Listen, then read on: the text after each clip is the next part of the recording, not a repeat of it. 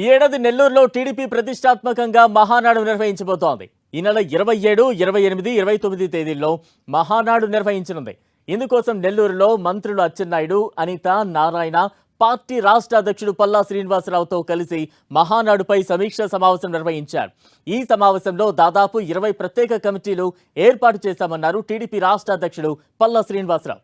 3 రోజుల పాటు జరిగే మహానాడు అన్ని ఏర్పాట్లను పకడ్బందీగా నిర్వహిస్తామని చెప్పారు. ఈ మహానాడుకు ఎంతో ప్రత్యేకత ఉందన్నారు మంత్రి అచ్చెన్నాయుడు. జాతీయ వర్కింగ్ ప్రెసిడెంట్గా లోకేష్ బాధ్యతలు చేపట్టిన తర్వాత జరగబోయే తొలి మహానాడు కావడంతో దీన్ని ఎంతో ప్రతిష్టాత్మకంగా అత్యంత ఘనంగా నిర్వహిస్తామన్నారు.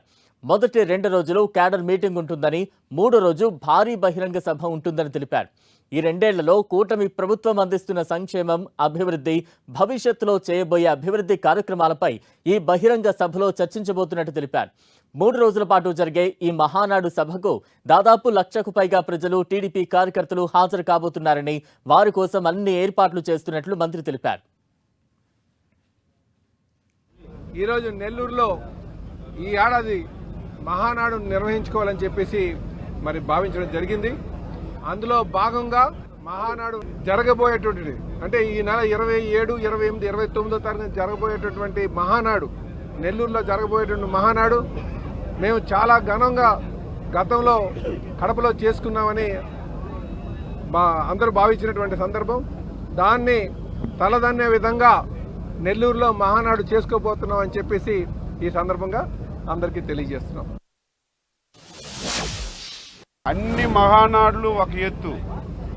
ఈరోజు నెల్లూరులో జరుగుతున్నటువంటి మహానాడికి ఒక ప్రత్యేకత ఉంది.